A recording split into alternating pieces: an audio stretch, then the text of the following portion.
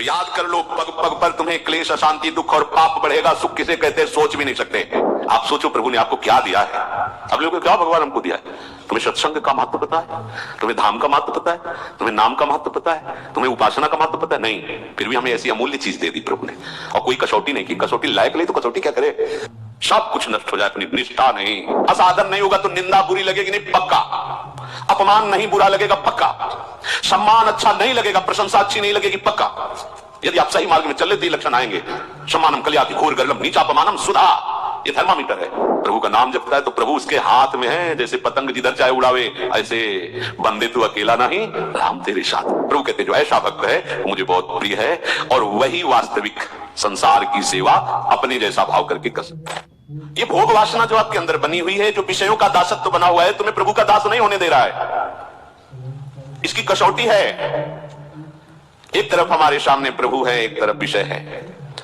आप विषयों की प्राप्ति में प्रभु को चुनते हैं या विषय को देखो चुनना? एक तरफ प्रभु, एक तरफ विषय संसार। एक तरफ आपका मार्ग जा रहा है सत्य सच्चिदानंद की तरफ, जिसमें भगवान मिलने के लिए खड़े। एक तरफ जा रहा है धन की, मान की, प्रतिष्ठा की, यश की तरफ, जो आपको दुर्गति की तरफ ले जा रहा है। स्पष्ट महापुरुषों ने जो देखा है उसका वर्णन करते हैं। हम मान चाहेंगे, धन चाहेंगे तो हमारा मार्ग छूट जाएगा। प्रभु की प्रियता सत्य में है, और सत्य त्रिकाल सत्य है। तुम्हारी साधना की कसौटी होगी, परीक्षा होगी, तब पता तुम्हें चल जाएगा तो कि तुम किसके हो। ये बात समझना बहुत बड़ी चूक है। देखो, हरिश्चंद्र महाराज सत्य का आश्रय लेने वाले चक्रवर्ती सम्राट, सत्य अर्थात भगवान का आश्रय लेने वाले। भगवान का नाम सत्य नारायण, सच्चिदानंद रूपाय प्रभु श्री कृष्ण के लिए कहा गया। विश्वोत्पत्त्यादि हेतवे तापत्रय विनाशाय श्री कृष्णाय वयम नमः। सबसे पहला शब्द है सत्य। प्रभु है सत्य। हरिश्चंद्र जी महाराज की सत्यता, दानशीलता, चराचर जगत की सेवा भावना और भगवत स्मृति, इसकी कसौटी के लिए महामहिम ब्रह्म ऋषि विश्वामित्र जी आए। उनका एक बहुत सुंदर वन था। एक विशाल वाराह उसको विध्वंस कर रहा था। मायाकृत वाराह को विश्वामित्र जी ने प्रकट किया। जितने सैनिक थे उसके भयवश भाग पड़े। ऐसा विशाल वाराह, कोई अस्त्र शस्त्र उसके काम नहीं कर रहा था। जाके सूचना दी तो चक्रवर्ती सम्राट थे, बलशाली भी थे, और का चिंता की बात नहीं। घोड़े पर सवार हुए वहां पहुंचे तो कोई वाराह नहीं। भगवान के महान महिम स्वरूप को जानने वाले विश्वामित्र जी, जिनके चरण भगवान दावे हैं, चरण चाहते विश्वामित्र जी के। विश्वामित्र जी खड़े थे, प्रणाम किया साष्टांग। अहोभाग्य, आज तो भगवान हमारे ऊपर बहुत प्रसन्न हुए। आप जैसे महामहिम ब्रह्म ऋषि के दर्शन हो गए। प्रभु आज्ञा करो, आपकी क्या सेवा करें। घुटनों के बल बैठे हुए, हाथ जोड़े हुए विश्वामित्र जी से कहे, बस राजन, अगर सेवा की बात कहते हो तो घोड़े की लगाम और खजाने की चाबी दे दीजिए। वो हंस पड़े। महाराज केवल 2 चीजें? हाँ, तुम दो तो दिया। फिर 20 भार स्वर्ण दक्षिणा में दीजिए। 20 भार, जितना चाहे। मिथ्यावादी, तेरा क्या रह गया? खजाने की चाबी मतलब मेरा पूरा खजाना। घोड़े की लगाम अर्थात जहां तक चक्रवर्ती सम्राट पद में तूने यात्रा की, मेरा सम्राट पद वही दो, चारों तरफ विजय प्राप्त की। हाँ, तो 20 भार स्वर्ण दक्षिणा में। महाराज, मेरी तो बुद्धि चकरा गई, सब कुछ आपका है, ये तो पक्का। अब ये 20 भार स्वर्ण, हमें उपाय बता दीजिए। तो इस राज्य से निकलो, तुम्हारे राज्य की सीमा के बाहर है काशी। काशी किसी राजा के शासन में नहीं, भगवान विश्वनाथ जी की नगरी है। जाओ वहां, छोड़ो ये राज्य और बिको, और तीनों के बिकने पर जो स्वर्ण राशि वो दे दो, हम संतुष्ट हो जाएंगे दक्षिणा। देखो कसौटी। हाँ, सत्य को अपना जीवन बनाने वाले, सब कुछ भगवान का है, हम उनके दास हैं ऐसा मानने वाले, भगवान के भक्तों में श्रद्धा रखने वाले, उनके लिए कोई कष्ट नहीं होता। सत्य संध के लिए प्राण चले जाएं, सर्वस्व नष्ट हो जाए, पर वो अपने मार्ग को नहीं छोड़ते। हरिश्चंद्र जी ने विश्वामित्र जी को देने के लिए अपने दक्षिणा के लिए काशी में गए। अब चक्रवर्ती सम्राट को कौन खरीद सकता, जानते तो सभी थे। जाओ, कहते मुझे कोई खरीद ले, पर मुझे 20 भार स्वर्ण चाहिए। मेरी पत्नी, उनकी शब्या पत्नी, बड़ा मतलब कारुणिक प्रसंग है, जो महलों से बाहर कभी किसी ने देखा नहीं। वो बिकने के लिए अपने पति के साथ, देखो उनका पातिव्रता, क्या आप हारे हो, हम थोड़ी हारे हैं, जाओ तुम्हें जहां जाना हो। और पुत्र रोहित कुंवर, तीनों साथ काशी में बिकने के लिए, कौन खरीदेगा?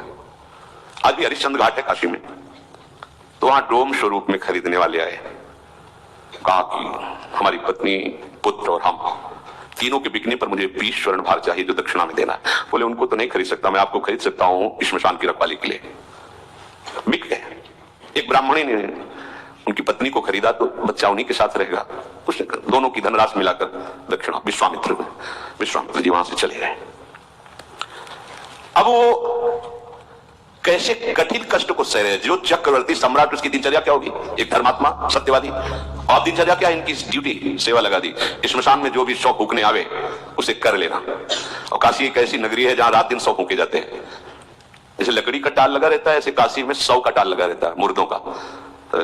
50 चिताएं ऐसे चलती रहती, वहां घाटों पे तो रहे 50 चिताएं, दशाश्वमेध घाट है, मतलब 50 फूक रहे तो 100 इधर 100 उधर, ऐसी सब। वो महाश्मशान भगवान शिव का तांडव का। चिताभस्माले को करलमसनम दिग्वटरो, जटाधारी कंठे भुजगपतिहारी पशुपति कपाली भूतेशो, महामहिम शिव की वो तांडव स्थली है। उसी हट कर हरिश्चंद्र घाट है। सोचो जरा, ऐसा महामहिम चक्रवर्ती सम्राट की सुविधा में पलने वाला शरीर, श्मशान में 24 घंटे की सेवा, भरण पोषण करने वाला मालिक कौन? डोम, उसकी आज्ञा पर।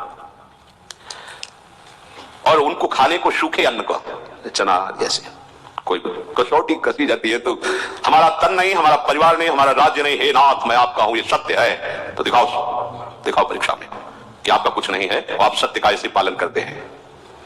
जो वहां कर मिलता था उसे जाकर के मालिक को देना और हर समय श्मशान में रखवाली करना। जब विश्वामित्र ने देखा ये तो पूरे के पूरे पास हो रहे हैं, मृत्यु को आज्ञा दी, तत्काल प्रारब्ध की रचना बदला जाए और इनके पुत्र को मारा जाए। सांप बन करके मर गया। जिस ब्राह्मणी के आते उसने कहा कि मैं तो खरीद चुकी हूं सेवा के लिए, ये थोड़ी हम तुम्हारे बच्चे के संस्कार के लिए पैसे लगाएं। वो एक बार में खरीद लिया, आपको आप करो जैसा करना। हरिश्चंद्र जी महाराज श्मशान में, इसके पास एक भी कोई सुविधा नहीं, क्योंकि बिके हुए पास क्या सुविधा है? तो मालिक जैसे रखता है वैसे रखना होता है। बच्चे को गोद में लेकर के, अब मां का हृदय तो मां का होता है ना, अंदर से महान, तो क्योंकि कम से कम सही माने में संस्कार तो कर दे। मांगना तो है नहीं स्वभाव में, बिके हुए को मांगने का अधिकार नहीं होता। मालिक की तरफ से कुछ मिलना नहीं। एक वस्त्र था, उसका एक टुकड़ा फाड़ा, बाजार से जाकर जो कुछ धूप आदि, अंतिम समय जो थोड़ा सा, श्मशान में पहुंचे, अपने पति की तरफ देखा और जोर से रो पड़े। उन्होंने नेत्र नीचे कर लिए। हरिश्चंद्र जी ने कहा सावधान, मेरे मालिक का श्मशान घाट है, यहां अगर अपने बच्चे का शवदाह करना है तो आपको कर देना होगा। रो पड़े, आपका भी तो पुत्र नहीं, मैं सिर्फ डोम का इस समय नौकर हूं, बिका हुआ, बिना कर लिए आप इस घाट पर दाह संस्कार नहीं कर सकते। उनका स्वामी आपको पता है ना, आप पहचान रहे हो ना, मैं सिर्फ एक बिका हुआ नौकर हूं, अगर आप यहां संस्कार करना चाहती है तो आपको कर देना होगा। तो आप ही बता दो ना कि अब कर में क्या दूं? शरीर भी तो बेच दिया है, क्या है? एक पुत्र है, वो भी मृत्यु को प्राप्त हो गया है। आपकी ही सत्यता का पालन करने के लिए सब है, आप ही बोल दो ना क्या कर। तो जितना वस्त्र बचा उसका अगर आधा आप दे दो तो इसी को हम कर मान करके आपको आदेश कर देंगे। लक्षा में श्मशान में रहते थे, इसलिए उनके पास अस्त्र था ही, उसे वस्त्र कर के रूप में लिया। देखो कैसी भगवान की कसौटी। अपने लोग कसौटी 100 ग्राम बर्फी में ईमान खो देंगे, प्रभु को भूल जाएंगे। कसौटी लायक कहां है यार? तभी कह रहे कि आप सोचो प्रभु ने आपको क्या दिया है। अब लोगों को क्या भगवान हमको दिया है? तुम्हें सत्संग का महत्व पता है? तुम्हें धाम का महत्व पता है? तुम्हें नाम का महत्व पता है? तुम्हें उपासना का महत्व पता है? नहीं, फिर भी हमें ऐसी अमूल्य चीज दे दी प्रभु ने, और कोई कसौटी नहीं की। कसौटी लायक नहीं तो कसौटी क्या करे? कसौटी तो इन महापुरुषों की होती है। प्रभु सर्वत्र है, मैं धोखा नहीं कर सकता, आपको कर देना ही होगा। फूट फूट करके रो रहे हैं। लेकिन जो सत्य प्रतीक भगवान का भक्त होता है वो कभी, अरे बड़े लीला बिहारी, बड़े लीला बिहारी, मतलब ये तो अपने लोग कलयुग के भक्त है, पूरी छूट है। हाँ, राधा राधा को रबड़ी रसगुल्ला पाओ, जय हो। और वो ऐसे कृपालु इतने में नीचे जाते, ले तो आरा चलवा दिया है, आरा चलवा दिया है। गोरखध्वज चरित्र पढ़ के देखो, आरा चलवा दिया है। मेरा शरीर मेरा तू, तो चल मैं कहता हूं काट आरे से इसको। एकांत में तुम्हारे व्रत की परीक्षा होगी। देखो कैसा एकांत है, श्मशान घाट है, पत्नी और पुत्र मरा हुआ है, कोई देखने वाला नहीं। वहां डोम हाजिर थोड़ी जो उसने खरीदा था, और वो कह भी सकते थे कि देखो मेरी पत्नी मेरा पुत्र, आदेश बिना कर के लिए एकांत में भी अपनी निष्ठा को गिर गए।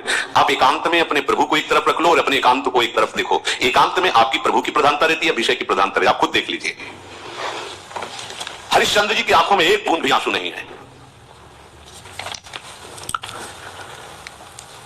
जे ही वस्त्र फाड़ करके लिए देने कोई विश्वामित्र जी प्रकट हो, बस बस हो गया। तुमका क्या प्रभु? बोले बस ये देखना चाहता है कि तुम सत्य में वास्तविक दृढ़ हो।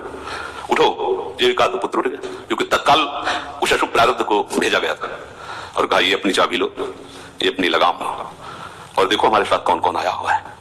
साक्षात देवराज इंद्र, परमेष्ठी ब्रह्मा और स्वयं भगवान, पूरी सृष्टि विभाग की महामहिम तो वही घाट पे उपस्थित हो गए। तुम्हारे जैसा धर्म का पालन करने वाला, सत्य का पालन करने वाला कोई बिरला ही होगा। आशीर्वादों की छड़ी लगा दी देवराज इंद्र, भगवान ब्रह्मा, भगवान हरि। धर्म सब कुछ नष्ट हो जाए, अपनी निष्ठा नहीं, पर अपनी एक तरफ प्रभु को रख के देखो। जब ये बातें पढ़ते हैं तो देखो एकदम चूर चूर अहंकार हो जाता है।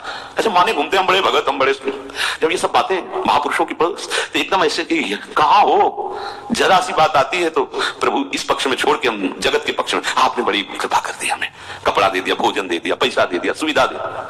इधर भूल गए, इधर मायाकृत रचना में आ गए। आप अंदर से देखो, अंदर की बातें भले बाहर से न कहे। अतएव भगवत मार्ग में चलने वाले की दृष्टि में केवल भगवान ही लाभ होने चाहिए और सब कुछ ये लाभ नहीं है।